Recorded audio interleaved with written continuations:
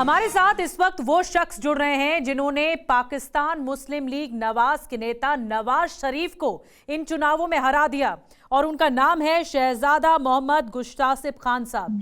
शहजादा साहब, बहुत बहुत स्वागत है आपका टीवी9 भारतवर्ष में।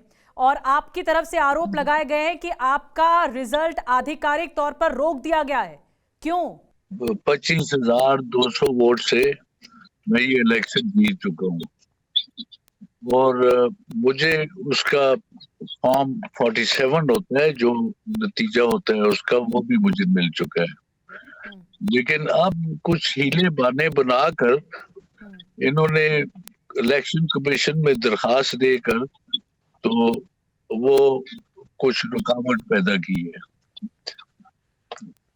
अब ये इलेक्शन के बजाय लीगल बैटल की तरफ जा रही है। ये रुकावट क्या है शहजादा साहब? आज हमारा कंसोलिडेशन होनी थी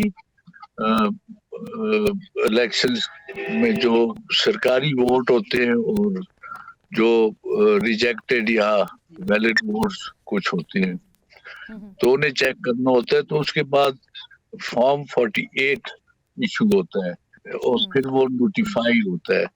तो उसमें ये रुकावटें पैदा कर रही है, क्योंकि हमारे आपको इशू नहीं हुआ अभी? फॉर्म 48 इशू नहीं हुआ? मुझे 47 इशू हुआ है, वो तो इलेक्शन कमीशन ने स्टे कर दिया है 3 दिन के लिए।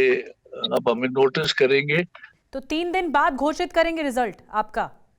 मनसेरा 3 सीट से दिन आपने बाद हराया है नवाज शरीफ को और आप बता रहे हैं 25,000 से ज्यादा वोटों से आप जीते हैं।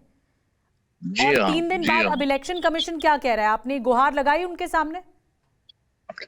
हमें तो नोटिस ही नहीं दिया उन्होंने आज वो प्रोसीडिंग्स जो है, जो होनी थी यहाँ पे, वो कर दी, रोक दी, सस्पेंड कर दी और 3 दिन के लिए उन्होंने रिटर्निंग अफसर से रिपोर्ट मांगी है।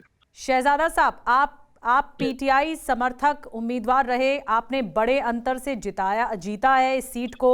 नवाज शरीफ हालांकि 2 सीट से लड़े थे, लाहौर सीट से वो जीते हैं, मनसेरा सीट से हार गए हैं। तो क्या आपको लगता है क्योंकि वो हार गए हैं यही अस्वीकृति और इसी वजह से ये रोका गया है आपका रिजल्ट? जी, वो उन्हें चाहिए तो ये था कि वो अपनी शिकस्त तस्लीम कर दें। जी अच्छा, एक बात बताइए, क्या पीटीआई समर्थकों पर या कार्यकर्ताओं पर कोई एक्शन भी लिया गया है? एफआईआर भी दर्ज हुई है? जी, एफआईआर तो मुतअद्दिद दफा दर्ज हुई है, मुतअद्दिद लोगों पे दर्ज हुई है। जब आपने धांधली के आरोप लगाए तब? जी नहीं, इस अभी तो नहीं हुई। और जहाँ पे हम बैठे हैं कंट्रोल रूम के अंदर, तो बाहर हजारों कारकुन जो है वो मुजाहरा कर रहे हैं इन एक्सेसेस के खिलाफ। तो धांधली के आरोप जो आप लगा रहे हैं उसका आधार क्या है? क्या धांधली हुई है? धांधली के तो वो आरोप लगा रहे हैं, हमने तो नहीं कहा। हमने तो कहा it was a fair and free election जो NA 15 का हुआ है। यहाँ पे वो they were facilitated by people जो नहीं, लेकिन आपकी तरफ से भी कहा गया, समर्थकों की तरफ से कहा गया कि आपके नंबर और ज्यादा आ सकते थे और जीत सकते थे, लेकिन क्योंकि धांधली हुई तो इसलिए नंबर कम दिखाए गए। चुनाव घोषित करने में भी बहुत समय लगाया गया, ये आप ही के समर्थकों की तरफ से कहा गया।